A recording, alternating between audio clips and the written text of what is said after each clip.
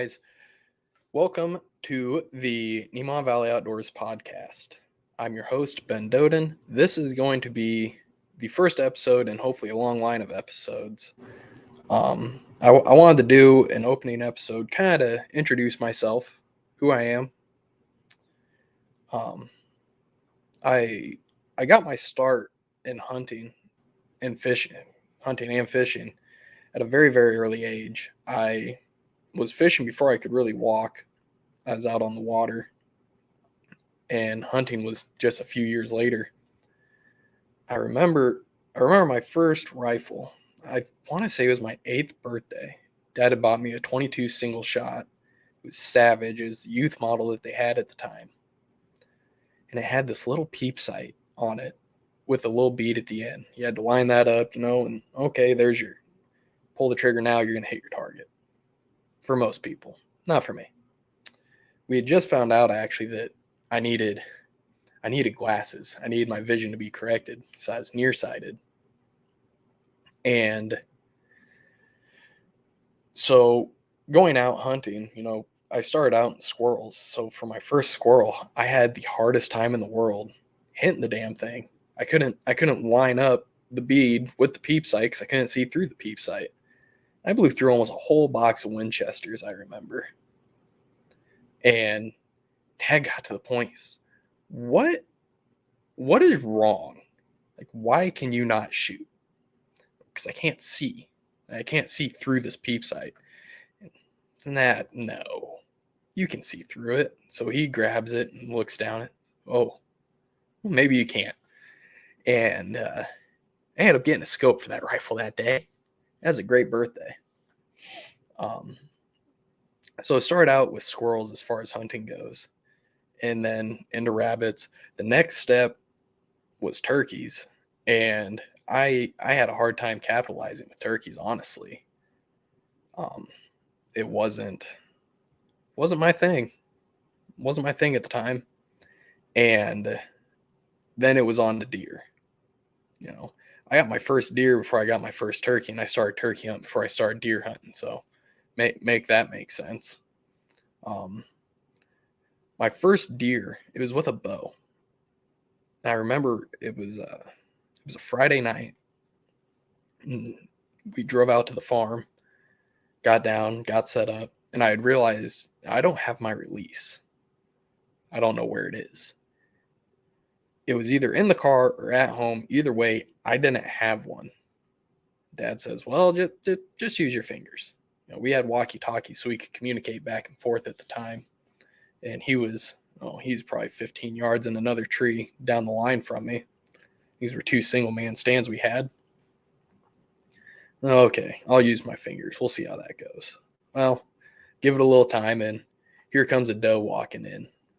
And all right, here we go. Game on. I grab my bow off the hook so slow. I let it rest in my hand, and I grip the string with my fingers, and I start pulling back. I got my pin right behind her shoulder, just like it's supposed to be. And I let the arrow go, and the arrow curved to the left. Oh no. And got liver, but not a great shot.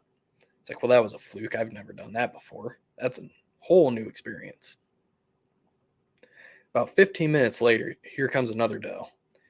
And this is back when Nebraska had, you could get 2 deer under one tag. You could either get a buck and a doe or a doe and a doe under one tag. And so I knew I still had one more. And here comes this next doe. And pull back, same thing. Put my pin right behind her shoulder, arrow goes left. Same spot. Like, well, that's not right. But I was excited. I was really hyped up. I just stuck 2 deer with 2 arrows, and I was ready to go, man. That's where the addiction really started. And then here comes a buck, and being all of 11 years old, I didn't fully understand yet. You get so many deer per tag. Here comes a little buck.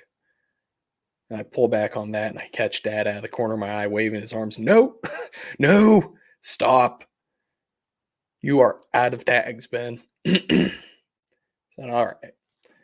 Well, those two does had bedded down 50 yards behind us, and they were just looking around. And I hadn't fully grasped what had happened yet. But we waited until the sun went down and we got out of there. We let them sit overnight. Dad knew it had happened. I wasn't up to speed yet. But I remember that night I couldn't sleep. I just laid awake. I was so excited. So the next morning, right at sunup, we loaded up the truck and I found my release. I don't remember where I found it, but I knew I had it. Load up Loaded up the truck and went out to go look for these two does. We went to where they were bedded down in the field and kind of followed them. And I learned quite a few lessons that day. One, if you put a bad shot on the first one, don't shoot the second one. That was a lesson. Two, when we walked up to the first doe, she was bedded up on the creek side, but or on the creek bank, excuse me, but she couldn't move. Like she was on her last leg, but I had to plug her again. And when I did that, I heard her take her last breath and just that deer moan of my life is slipping away. And that was hard. That was very traumatizing. I remember it very, very vividly. And it was at that point I decided no more bad shots. I don't ever want to hear this again. I don't want to go through this again. I don't want to put any animal through this again. So precision, precise, accuracy all became very, very important to me at that point. And since then, it's been that way. Now, the third lesson, which is a very important lesson, is that injured deer go towards water. They go downhill and they go towards water, generally. Now, the way I think about it, and the way I thought about it back then, and I just never really changed my mind, is you want two things when you're hurt. You want water for hydration, and you want to cool whatever is hurt down to help control the inflammation. So I knew, I had rolled my ankle several times as a kid, and what does mom always say? Let's put some ice on it before it swells up really bad. So, okay, I'm just going to transfer that over into deer. So that's now a tracking thing for me is any unsure shot or anytime we're tracking for a long time, I go and I find the nearest water source and I just start walking it. And for the most part, that's led me to be fairly successful in finding deer. But I got my first two. It was exciting, it was traumatizing, and it started an addiction. I will live and die for deer season. It never really stops for me.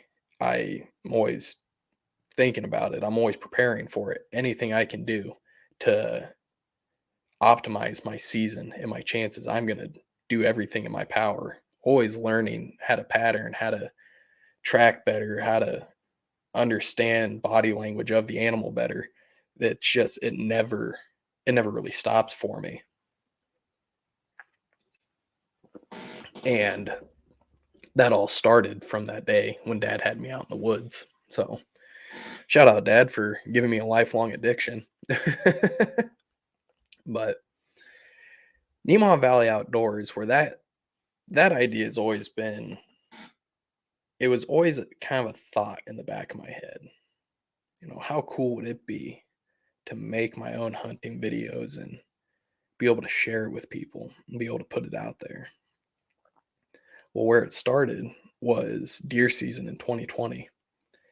I had met this gal while I was on the road working, Brittany, and since I have married her, and we we were going out hunting a little bit here and there. She was coming with me, but I remember during deer season in 2020, I really, really wanted her to go with me on that opening weekend of rifle because that's when the deer seem to always be pushing and moving and running everywhere between gunshots going off plus heavy rut activity. You're going to see a lot of deer. Well, she didn't go with me Saturday, and I had seen some really nice bucks on Saturday. And then Sunday morning, she didn't want to wake up. And I was like, that's fine. I'll go. No big deal. I had seen some of the heaviest rut activity I've ever thought to see in my life. bucks chasing, bucks fighting, grunts and wheezes and bleats. That's not even something you hear very often in the woods is a deer bleat. That's that's kind of cool to hear when you're out there. And then I had texted her while I was up in the stand that morning. I said, "Look, if you come out tonight, I'm gonna put something on the ground." And she was convinced. So I came home. I ate a little bit of food, grabbed a nap. Nothing beats a midday nap during deer season. And we head back out to the stand. It was, I think we got out there around 2:30, and we get up into the tree, get settled in, and I grabbed the rattling antlers and I just slammed them together. It was like, if there's something close, it's gonna come in. So I hit those antlers together, and I just hear something trucking through the woods. Oh boy, that wasn't supposed to happen that quick. I hurry up and grab the bow and look off to the southeast is where these sounds were coming from. It was a little spike buck, one-eyed Willie coming through. He lost his eye in a fight or something. I'm not really sure, but I decided, okay, he'll live to see, well, he'll live to half see another day. And he came right on through, kept running. About an hour later, I hit the antlers together again, and I hit them. I let those antlers ring through the timber. I said, if that doesn't bring in, a good sized buck, we just might not see a good sized buck tonight. But I look off to the west and I just see antlers coming down the trees. And I go, oh boy, here we go. So I grab my bow and instantly buck fever hits. I start shaking. And Brittany's trying to lean out and see what's going on. I keep pushing her back. No, no, go backwards. I'm not going to let you bust this deer out of here because he catches you leaning. And it wasn't her. She was excited. I don't hold that against her at all. It was a really fun night. And so I get her leaned back up against a tree. She pulls her phone out to record what's about to happen. And you know, when you first lay eyes on that monster buck, you go, okay, he's gonna do this, that, and this. So you make a plan for those. He's gonna do XYZ, so I'm gonna do XYZ. Well, my plan is he's gonna keep following the trail coming right in, and he's gonna get to a certain point where he'd be quartering away. And I was gonna hit him with the classic "meh," and he was gonna take two more steps and stop and then be broadside. Except what actually happened is this deer clearly didn't read the script. He came in on that trail, but he stopped on a dime right as I was hitting him with the "meh." And now he's looking at us. He's pinned us in the tree, so I have to make a split decision. I'm at full draw on this monster buck, and I let the arrow go. I hit a little high and a little far back, which kind of went against my whole precision and accuracy thing, but I knew I hit lungs. I knew I got into the liver. Very fatal shot. But since it was a high shot, he wasn't bleeding out quite as quick as I would have liked to see, but that is what it is. I was excited she got on camera, so we are able to actually go back and replay the footage and see, okay, he took these exact steps out of here, and that's what put us on the trail. And this is where I found out she's a damn bloodhound. She will find a speck of blood that no one else can see. I mean, you could see nothing but red. Say you're colorblind to everything except for red, she's gonna find that blood before you do. It's insane. I ain't never seen nothing like it. She's so good at hunting down the blood trail. But anyway, we get reinforcements in. Dad comes out. He's got some lights, and then I call in a few friends who have lights, and we get on the trail where he started spilling out, and we find him. He was dead within 100 yards, but he gotten into thick cover. So I tag the deer in. We get some pictures taken, and get him hanging up for the night. Well, me and Brittany came home, and we're hanging out, and man, that was cool, huh? That stuff like that just don't happen. It wasn't quite like the Outdoors Channel. It was a little sloppy, but outside of that, I think that worked really well. She goes, why don't you put it out there, for people to see? Nah, I don't think that's something I could do. So I think you could. And we went back and forth and back and forth and back and forth. And finally I said, all right, you're right. I'm going to do it. So I made an Instagram page and I needed a name. I couldn't just I couldn't just run off, nothing. Hunting guy. That would have been perfect. That's short, sweet, to the point. You know what's going on there. Hunting guy. And every name I searched came back with someone else already having it. Could not catch a break. I went through 12 different names. I had to sit back and think, okay, where did I get my start? I was a kid. Okay, hometown. Nothing really of relevance there. I thought. Elementary school. That's where everyone's story really kind of starts, is in their elementary school. So Nemaha Valley Outdoors. Yeah, it's got a good ring to it. Yeah, we're gonna run with that. And so that's where the name came from. It's my old elementary school.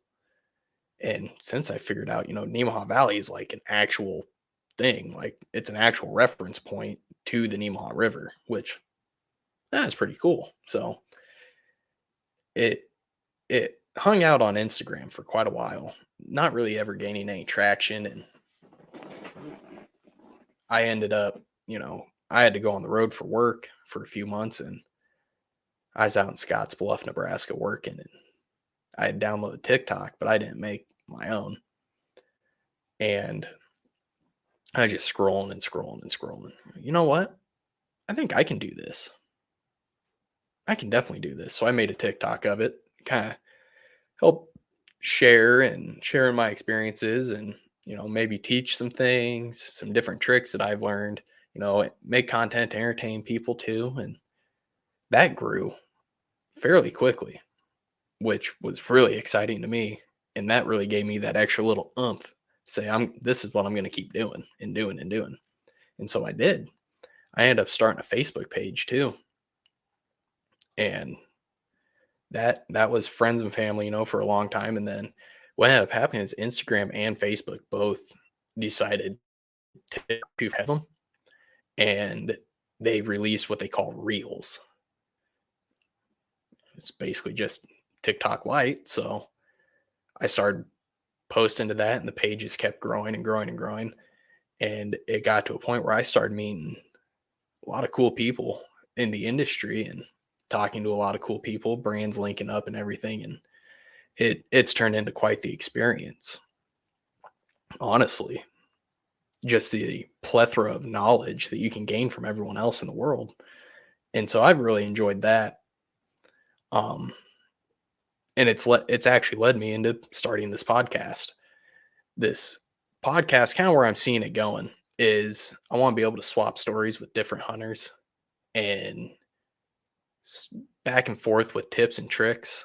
You know, I want I want to just basically mirror my other socials, where we're gonna entertain, we're gonna learn a little bit here and there, the importance of hunting, why we have to do it, why it is done, and here's what we can do to make things easier and more efficient.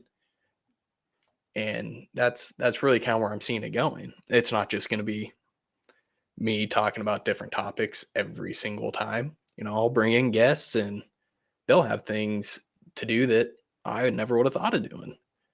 They'll have different products they use to help optimize their hunting experiences. So that's where I'm seeing this whole thing going. That's where I'm seeing Nemaha Valley going for the long run. And if you've stuck around this long, I'm really, really thankful and appreciative of it. Um, with this being a first episode and a pilot episode, there's not a whole lot more to say. But coming up, we're going to have a lot of cool people and a lot of fun experiences on here. So stick with us. Make sure to subscribe.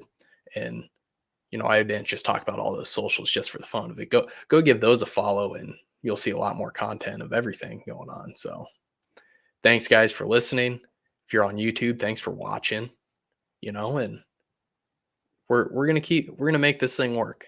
I'm excited for it, and I hope everyone else is too. Thanks, guys.